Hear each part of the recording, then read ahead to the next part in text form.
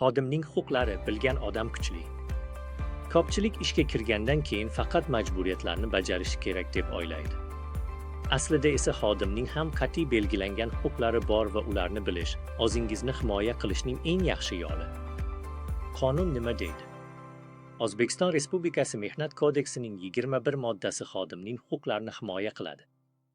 Xodimning asosiy huquqlari adolatli va xavfsiz mehnat sharoitida ishlash, o'z vaqtida va to'liq ish haqi olish, dam olish, ta'til va sog'ligini tiklash huquqi. Mehnat shartnomasini qonun asosida bekor qilish imkoniyati, kamsitish, haqorat, bosimdan himoyalanish, mehnat nizolari bo'lsa, sud yoki tegishli organlarga murojaat qilish.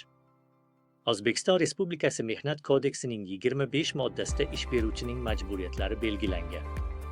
Ish beruvchining asosiy majburiyatlari: xavfsiz mehnat sharoiti yaratish, hujjatlarni qonuniy yuritish, ish vaqtiga rioya qilish, xodimni zo'ravonlik, tahdid, haqoratlardan himoyalash. Mehnat kodeksi xodimning huquqlarini himoya qiladi.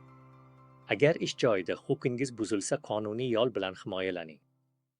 Ish beruvchi talab qiladi, xodim ishlaydi, lekin ikkalasining ham huquqi va majburiyatlari bor. Unutmang, huquqlaringizni bilsangizgina kuchlisiz. Bizni kuzatishda davom eting.